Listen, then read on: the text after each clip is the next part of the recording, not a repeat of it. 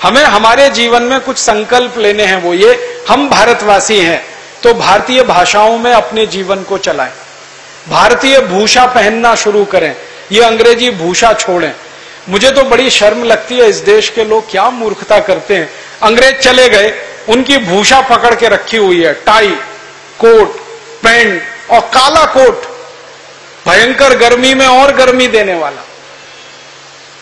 इस देश के वकीलों को देखता हूं, जून की भयंकर गर्मी में 50 डिग्री सेंटीग्रेड के तापमान में अदालत में अंधाधुंध बहस करते हैं, काला कोट चढ़ाकर और टाई लगाकर।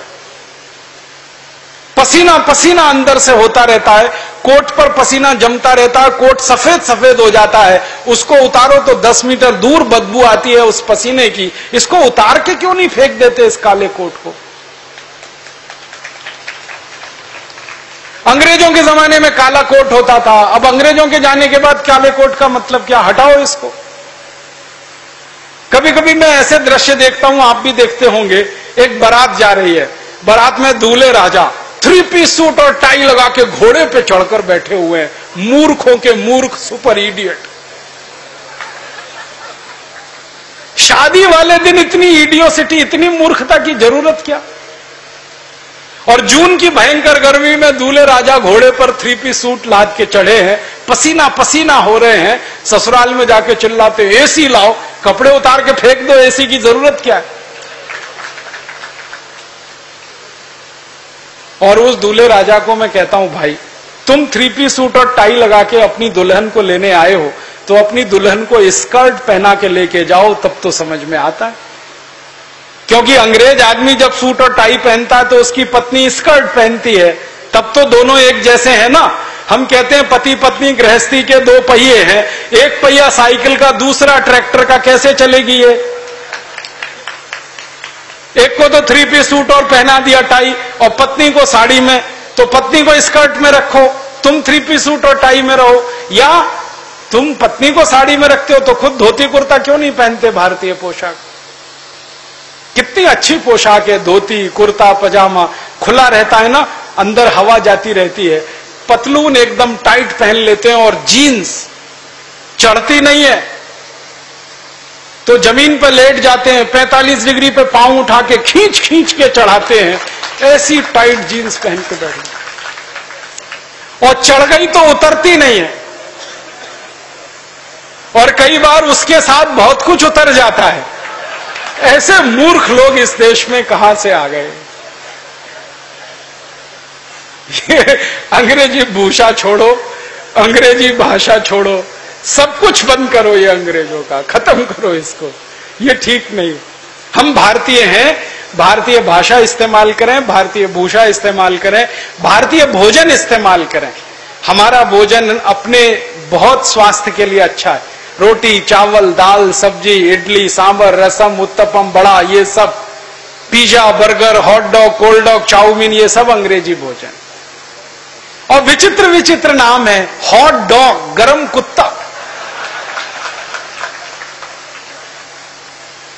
कोल्ड डॉग ठंडा कुत्ता, खा रहे हैं उसको। यह क्या मूर्खता का भोजन है। एक वो डबल रोटी होती है, पाव रोटी, जो सड़े मैदे से बनती है। आप कभी अगर बनता हुआ देख लें तो उसको छू नहीं सकते, इतनी गंदे तरीके से वो बनती है। मैदे को सड़ाते जाते हैं, फर्मेंट करते हैं, फिर उससे डबल रोटी बीच से काटते हैं, कुछ सलाद भर दिया, खीरा ककड़ी, फिर कहते हैं हॉट डॉग हो गया, कोल्ड डॉग हो गया। क्या मूर्खता। अपने पास इडली सांभर रसम उत्तपम, इतनी वैरायटीज इस देश में है। यूरोप और अमेरिका में तो कुछ नहीं है, पाव रोटी डबल रोटी यही खाते हैं पूरे देश में। 24-25 देशों में एक ही भोजन है और कुछ है ही नहीं। गेहूं है, गेहूं से आटा बनाते हैं, आटे को मूर्ख लोग रोटी नहीं बना पाते क्योंकि रोटी बनाना नहीं आता। पूरे यूरोप में अमेरिका में किसी को रोटी बनाना नहीं आता।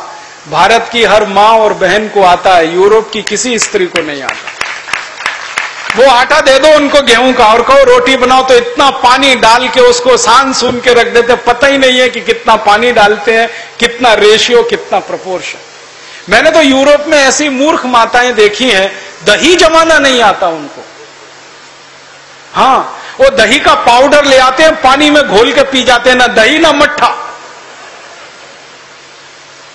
हमारे घर की हर मां को दही बनाना आता है, और सब्जी बनाना किसी को नहीं आता। बाजार से बनी बनाई सब्जी डब्बे में लाते हैं, प्लेट में रख के ऊपर से नमक डाल के खा जाते हैं। सब्जी बनाना नहीं आता, दाल बनाना नहीं आता, रोटी बनाना नहीं आता। हमको सब कुछ आता है। टेक्नोलॉजी में हम उनसे बहुत ऊंचे हैं। गेहूं का एक आटा जिसको किसी भी भारतीय मां और बेटी या बहन को दे दो, उससे 50 किस्म की चीजें वो बना सकती है। पूरी बना सकती है, कचौरी बना सकती है, पराठा बना सकती है, आलू का पराठा, गोभी का पराठा, फिर मटर का पराठा, पता नहीं कितने तरह के पराठे, कितनी तरह की पूरी, कितने तरह की कचौरी। एक दिन मैंने हिसाब निकाला, मैं भारत में जन्म ले लिया उस दिन से, और जिस दिन मैं मरूंगा उस दिन तक हर दिन एक नया स्वादिष्ट व्यंजन बना के इस देश में मैं खा सकता हूं। वो यही संभव है, किसी दूसरे देश में संभव नहीं। इतनी व्यंजन की विभिन्नता इस देश में कहीं नहीं। और मुझे तो लगता है कि भारत में सबसे बड़ी शोध अगर हुई है तो रसोई घर में हुई है और कहीं नहीं हुई। इतना अच्छा रसोई घर हमारे पास, फिर हम pizza, burger, hot dog, cold dog, chowmein के लिए परेशान हो। वो चाउमीन तो पता नहीं कैसे लोग खा जाते हैं, एकदम सड़े हुए मैदे की चीज। खानी है तो सिवई बना के खा लो अपने घर में, चाउमीन से अच्छी है। तो भोजन भारत का करो, भाषा भारत की बोलो, भूषा भारत की रखो, भजन भी भारत का करो, संगीत भी भारत का सुनो। ये विदेशी संगीत में कुछ रखा नहीं। वो माइकल जैक्सन मर गया, भला हो भगवान ने उसको बुला लिया। वो एक डांस करता था। मुझे आज तक समझ में नहीं आया कि वो एक्सरसाइज है कि डांस है। विचित्र विचित्र तरीके से टांग को फेंकना, हाथ को इधर उधर फेंकना, उससे अच्छी तो हमारे यहां कसरत होती है, वो डांस है। और कुछ समझ में नहीं आता, लोग देखते हैं। और गाता था तो बिल्कुल नहीं समझ में आता कि गा क्या रहा है, ना शब्द समझते हैं ना अर्थ समझता है। कुछ मूर्ख लोगों को उसी में डूबने में मजा आता है। रैप म्यूजिक, पॉप म्यूजिक, पता नहीं कहां का सिर कहां का पैर। अपना संगीत कोई कमजोर नहीं है दुनिया में, बेहतरीन संगीत है इस देश में। हमारे संगीत की गहराई देखो कि एक एक समय के लिए एक एक राग की व्यवस्था है। गर्मी में अलग, सर्दी में अलग, जाड़े में अलग, बसंत में अलग, शिशिर में अलग, हर ऋतु में अलग राग। और ऋतु में ही नहीं, समय के हिसाब से सुबह का राग अलग, दोपहर का राग अलग, शाम का अलग, रात का अलग। भैरवी सुबह ही गाया जा सकता है, भैरव शाम को ही गाया जा सकता है। इतनी बारीकी से जिस देश में संगीत बना हो, उस देश के लोग विदेशी संगीत के पीछे क्यों फंस रहे हैं? छोड़ो ये विदेशी संगीत, विदेशी भाषा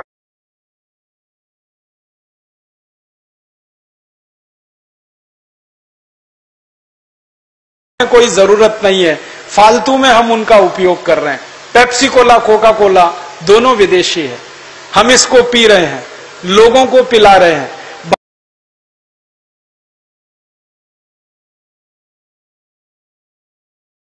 होता है टैक्स देकर वो 10 रुपए यहां से लूट ले जाते हैं।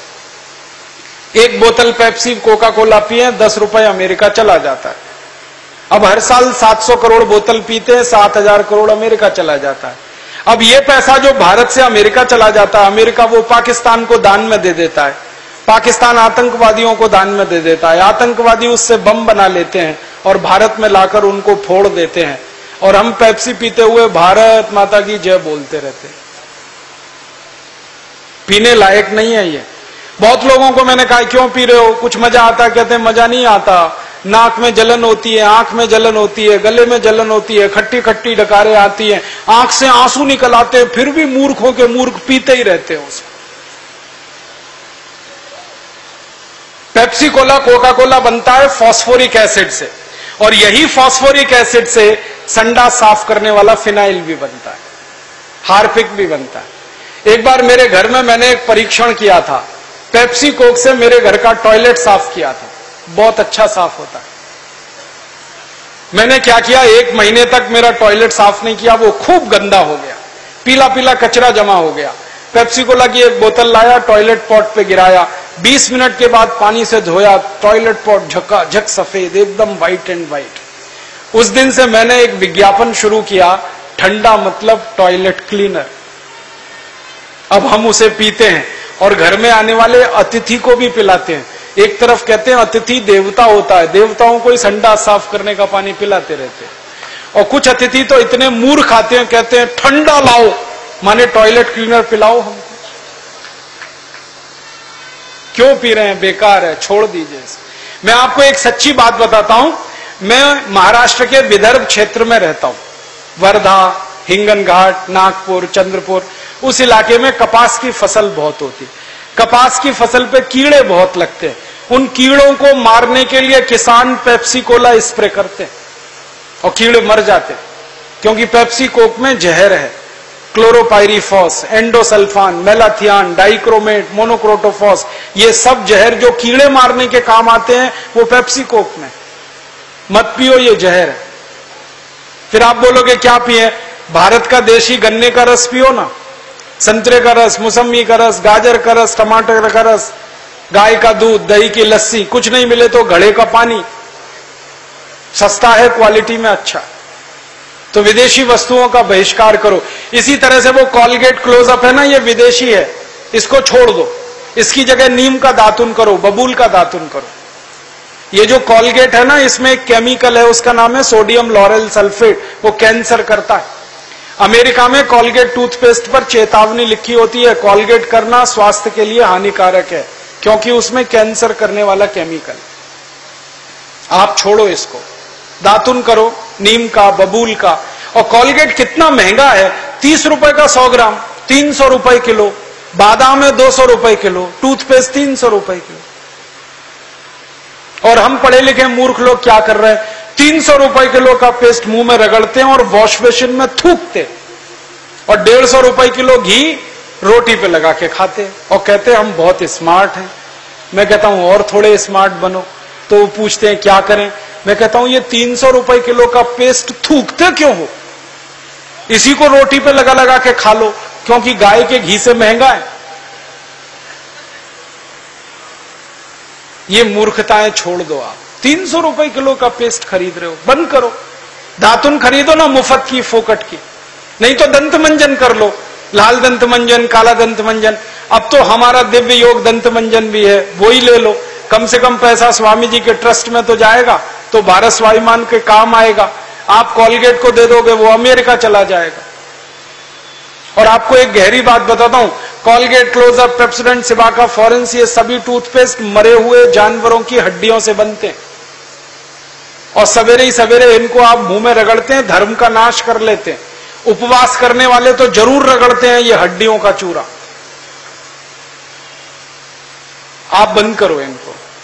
फिर दाढ़ी लगाने के लिए विदेशी क्रीम मत खरीदो, पामोलिव, ओल्ड स्पाइस, रेसमेक, शेल्टन, डिटॉल। फिर आप कहोगे दाढ़ी कैसे बनाएं? थोड़ा दूध ले लो, चेहरे पे मालिश करो, रेजर चलाओ, बहुत चिकनी दाढ़ी बनती है। मैं 15 साल से बनाता हूं। 4 फायदे हैं। पहला, दूध लगाओ तो चेहरा चिकना होता है, रेजर आसानी से चलता है तो ब्लेड ज्यादा दिन काम करता है। दूसरा फायदा, दूध लगाओ तो गंदगी निकाल देता है, चेहरे से गंदगी निकलेगी, कील मुहासे नहीं होते। तीसरा है, चेहरे पे दूध लगाओ, चेहरा चमकता है, मुफ्त में स्मार्ट हो जाओगे आप सब। और चौथा फायदा कि दूध से दाढ़ी बनाओ तो दूध की बिक्री बढ़ेगी, मुनाफा किसानों को मिलेगा, पैसा इस देश में रहेगा। पामोलिव की बिक्री बढ़ेगी तो पैसा विदेश जाएगा। मेरा एक और निवेदन है कि आपको नहाना है तो साबुन विदेशी मत लाओ, लक्स, लाइफ बॉय, लिलिल, रेक्सोना, पियर। एक साबुन है विदेशी डव, 40 रुपए का 100 ग्राम, 400 रुपए किलो। हम रगड़ते हैं और नाली में बहा देते हैं उसको, 400 रुपए किलो। अब मैं कई लोगों से कहता हूं डब से क्यों नहाते हो, तो लोग कहते हैं ये दूध का बनाया हुआ साबुन है। अरे मूर्ख लोगों, दूध से ही नहा लो, दूध के साबुन से क्यों नहा रहे हो? अपने देश में किसी भी बड़े बुजुर्ग के हम पांव छुए तो क्या कहते हैं? दूधो नहाओ, पूतो फलो। तो इतनी तो सुनो बुजुर्गों की, दूध से नहाओ। कभी किसी बुजुर्ग ने यह कहा लक्स लगाओ, पूतों फलो, लाइफ बॉय लगाओ, पुत्रियां फलो। सब कहते हैं दूधो नहाओ, पूतों फलो, तो दूध से नहाओ। आपको मालूम है महाशिवरात्रि में शंकर भगवान को किससे नहलाते हैं? दूध से कि लक्स से? अब शंकर जी दूध से नहाते हैं तो भक्त लोग क्यों नहीं नहा सकते? आप नहाओ दूध से। दूध से नहाने का फायदा बहुत है। पहला कि दूध की बिक्री बढ़ेगी, पैसा किसानों को मिलेगा। दूसरा फायदा, दूध से नहाओ तो गंदगी निकल जाती है सारी। दूध जो है ना, बेस्ट क्वालिटी क्लिनजिंग एजेंट है। जितने बड़े बड़े ब्यूटी पार्लर्स है ना, वहां सब जगह मिल्क क्लिनजिंग होता है और वो 500 रुपए में करते हैं। मैं फोकट में बता रहा हूं आप। और दूध से नहाने के लिए 2 चम्मच दूध ले लो, गर्म नहीं करना, कच्चा दूध, शरीर पे रगड़ लो, मालिश कर लो, पानी से नहा लो, सारा मैल और गंदगी निकल जाता है। चने के आटे से नहा लो, बेसन से, मुल्तानी मिट्टी से नहा लो, मुल्तानी मिट्टी से बाल भी धो लो। और जो साबुन ही खरीदना है तो हमारे पतंजलि योगपीठ का कुछ बुरा नहीं है, सौम्या साबुन आया है, बहुत अच्छा है। उसका पैसा ट्रस्ट में जाता है और डव का पैसा अमेरिका जाता है। आप तय कर लो कहां भेजना है। स्वदेशी वस्तुओं का उपयोग।